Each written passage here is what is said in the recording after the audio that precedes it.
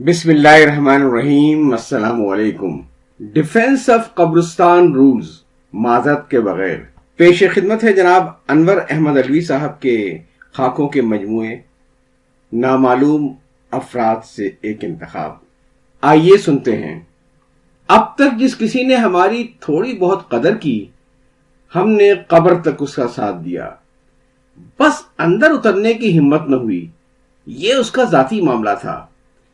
ہم تو کبھی کسی کے دنیاوی معاملے میں بھی دخل اندازی نہیں کرتے، پھر زندہ درگور ہو کر ڈیفنس آف قبرستان رولز کی خلاف ورزی کیوں کرتے؟ لوگ اسی لیے ہماری قدر کرنے سے ڈرتے ہیں۔ ہمارے قدردانوں میں سے ایک ہمارے ماموں مولانا قمر احمد عثمانی بھی تھے، جو عالم، شاعر اور ادیب تھے۔ کراچی آمد کے 1-2 روز بعد دفتر میں ان کا فون کچھ یوں آتا تھا: تم میری دعوت ہفتے کے دن کر لو، اگلے دن چھٹی ہوگی اور تمہیں آسانی رہے گی۔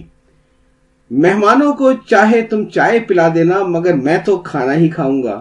دہی بڑے، پکوڑے، سموسے اور چاٹ تو تمہارے ہاں ہوتی ہی ہے، بس ساتھ میں بسکٹ اور تھوڑی سی مٹھائی وغیرہ رکھ لینا۔ تقریب میں تم اور حفصہ، ہماری 10 سالہ بیٹی ہے، جو جینوئن اردو شعراء کا حال دیکھ کر 6 سال کی عمر سے انگریزی زبان میں شاعری کر رہی ہے، تو ہوں گے ہی۔ چند اور لوگوں سے بھی ملاقات کرا دو تو اچھا ہوگا۔ میراج جامی، شاہینہ فلک، کلیم چغتائی، ڈاکٹر نگار سجاد ظہیر، پروفیسر نجم الہدیٰ، شاہین فصیح ربانی اور عشرت رومانی وغیرہ کو تو بلا ہی لو۔ 1-2 لوگوں کو میں خود بھی کہہ دوں گا، باقی تمہارے اختیار میں ہے، جسے چاہو کہہ دو۔ ان سب کو بلانے کے بعد ہمارے پاس ماموں میاں کا بخشا ہوا اختیار ہی باقی بچتا تھا، اور یہ اختیار ایسا تھا جیسے فضا میں انجن بند ہو جانے کے بعد مسافروں کو جہاز تبدیل کرنے کا۔ چونکہ اس وقت ہماری قلمی دوستی بس انہی چند لوگوں تک محدود تھی، ان کا پروگرام سن کر سب گھر والے بے اختیار ہنس پڑتے کہ دعوت ہم کر رہے ہیں یا ماموں میاں، لیکن پھر یہ سوچتے کہ یہ ان کے بچوں کا تو گھر ہے، خود کو مہمان نما میزبان سمجھنے لگتے۔ موازنہ انیس و دبیر تو آپ نے نہ پڑھی ہوگی، ہم نے بھی نہیں پڑھی، کم از کم ہمارا لکھا ہوا موازنہ امیر و غریب تو پڑھ ہی ڈالیں۔ ایک طرف بڑے عہدوں پر فائز لوگ ہوتے ہیں جو اپنوں کی شادی و غم میں شرکت کو بھی شرک سمجھ کر اس سے بچتے ہیں، حالانکہ ان کو نہ کوئی مالی دشواری ہوتی ہے، نہ گھر کی طرف سے کوئی فکر۔ دوسری طرف ماموں میاں جیسے لوگ ہوتے ہیں جو چھوٹے عہدوں پر رہتے ہوئے بھی سب کے حقوق ادا کرتے ہیں۔ کرایہ پاس نہیں ہے، پھر بھی ادھر ادھر سے بندوبست کر کے جا رہے ہیں۔ کوئی بکنگ کروانے جا رہا ہے، کوئی سامان بنوا رہا ہے، ساتھ ساتھ گھر کی رکھوالی کا بندوبست ہو رہا ہے۔ بیچارے قرض کی میں پی کے نہ جانے کتنے مہینے تک اس کا خمیازہ بھگتتے ہوں گے، مگر رشتہ داروں کی دلجوئی سے انہیں جو تسکین حاصل ہوتی تھی، اس کا نور واپسی پر ان کے چہرے سے عیاں ہوتا تھا۔ اگر کبھی کسی تقریب میں شریک نہ ہو سکتے تو بھی اپنی غائبانہ شرکت کے طور پر کسی دوسرے کے ہاتھ جوڑا یا لفافہ بھیج دیا کرتے تھے، تاکہ اہل خانہ کی دلشکنی نہ ہو۔ خالی دعا یا مبارکباد کبھی نہیں بھجوائی۔ شادی و غم سے الگ عام زندگی میں بھی ان کا سلوک یہ رہا کہ کوئی اپنے کسی کام سے بھی آیا تو خود کچھ نہ ہوتے ہوئے بھی اس کی مدد کی، ورنہ ہمارے نام نہاد پوش علاقوں میں رہنے والے تو کسی سے ایسے تعلقات ہی نہیں رکھتے کہ کوئی مصیبت میں ان سے اپنا حال کہہ سکے۔ رشتہ داروں کو ہوش سنبھالنے کے بعد سے مقبوط الحواس ہونے تک ان کے ہاں کبھی ایک وقت کا کھانا نصیب نہیں ہوتا، سوائے میت کے موقعوں پر دوسروں کے گھروں سے آئے ہوئے کھانوں کے، جو بڑے اہتمام سے پکڑ پکڑ کر کھلائے جاتے ہیں۔ ماموں میاں میں کسی قسم کی بڑائی نہ تھی۔ اپنے مجموعے کلام طلوع کی اشاعت کے بعد سے تو وہ ہمارے دوست بن گئے تھے، ساتھ اٹھتے بیٹھتے، ادبی تقریبات میں جاتے اور رات گئے تک مختلف موضوعات پر بحث کرتے۔ ہم لوگ بلا جھجک ان سے ہر بات کر لیا کرتے تھے۔ اس ضمن میں یہ 2 واقعات نہیں بھولتے۔ ایک دن ہماری چھوٹی بھابھی طاہرہ نے ان سے پوچھا، ماموں میاں، ہم لوگ بچپن میں اپنے بڑوں سے ڈرا کرتے تھے. لیٹے ہوئے ہوتے تو بیٹھ جاتے, بیٹھے ہوئے ہوتے تو کھڑے ہو جاتے, اور کھڑے ہوئے ہوتے تو دوڑ جاتے. آپ لوگوں کا ہم پر ایک روب تھا. ہمارے بچے ہمارا وہ ادب کیوں نہیں کرتے؟ ماموں میاں نے جو جواب دیا وہ سننے سے تعلق رکھتا ہے. کہنے لگے, ہم لوگوں نے اپنا وقار قائم رکھا ہوا تھا, جبکہ تم لوگ بچوں کے ساتھ بیٹھ کر لچر گانے سنتے ہو, بیہودہ فلمیں دیکھتے ہو, بیویاں اپنے شوہروں کا نام لے کر پکارتی ہیں, بچوں کے سامنے ان سے لڑتی جھگڑتی ہیں.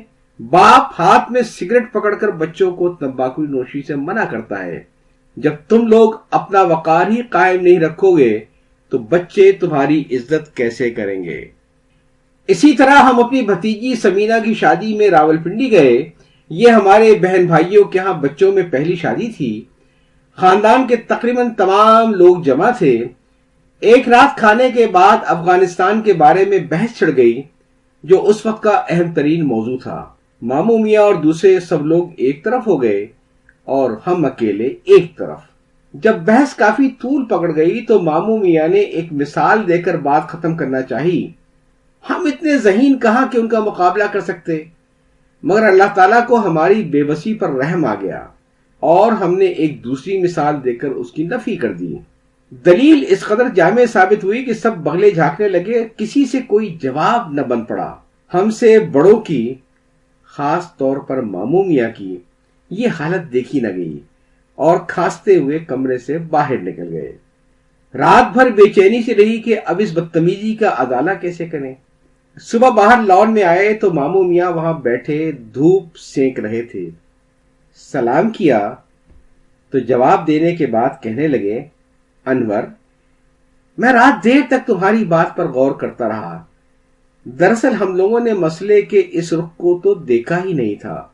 ہم شرمندہ تو تھے ہی, ان کا انکسار دیکھ کر اور بھی زمین سے گڑ گئے. واقعی ہمارے بڑے صرف بڑے ہی نہیں, بڑے ظرف کے مالک بھی ہوتے ہیں. بازار میں ان کی لکھی ہوئی کتابیں بھی ہاتھوں ہاتھ لی جاتی تھیں. افسانوں کا مجموعہ تاریخ گیلری آیا تو ہمارے توسط سے اردو بازار میں رکھوا دیا. کراچی آئے تو کہنے لگے, بھائی وہ میری کتاب کا بھی پتہ کر لو. یہ سوچ کر کے خامخواہ شرمندہ ہوں گے ہم نہ گئے. جب انہوں نے 2-4 بار اصرار کیا تو چلے گئے. راستے بھر یہ سوچتے رہے کہ 65 میں سے 63 کتابیں تو واپس لانا ہی ہوں گی, کیسے اٹھا کر لائیں گے. مگر جب دکاندار نے 63 کتابیں بکنے کی نوید سنائی تو حیرت کی انتہا نہ رہی, جبکہ اس کتاب کی کوئی تقریب رونمائی بھی نہیں ہوئی تھی.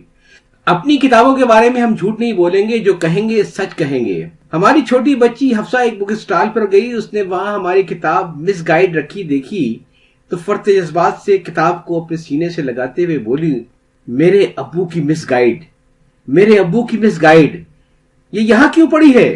اور سمجھانے کے باوجود یہ یہاں بیچنے کے لیے رکھی گئی ہے, اس نے وہ کتاب خرید لی. یوں اپنی ایک کتاب کے فروخت ہونے کی قسم تو ہم بھی کھا سکتے ہیں. ماموں میاں نے ریٹائرمنٹ کا پیسہ ملنے کے بعد ایک ایک کر کے 5 بچوں کو اپنے ساتھ اپنے خرچ پر عمرہ کروایا, جس کا بڑے سے بڑے لوگ بھی تصور نہیں کر سکتے.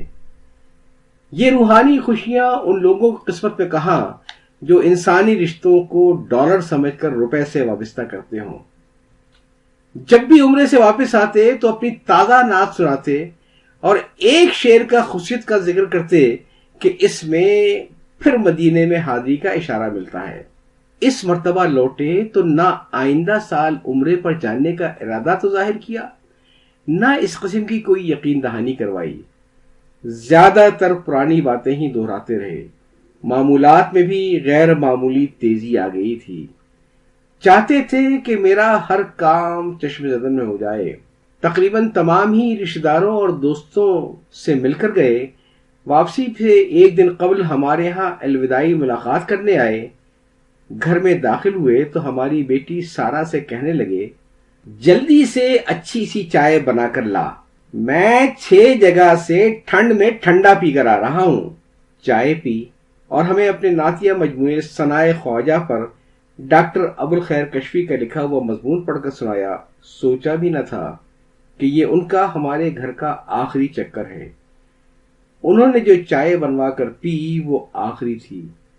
جو مضمون پڑھا وہ ان کی زبان سے سنا ہوا آخری مضمون تھا. وہ ہماری گاڑی میں آخری بار بیٹھے تھے اور راستے میں ان سے جو گفتگو ہوئی وہ بھی آخری تھی، کیونکہ چند ماہ بعد 21 جولائی 2002 کو ٹوبہ ٹیک سنگھ میں رحلت فرما گئے. یاد چاہتا ہوں. اللہ حافظ.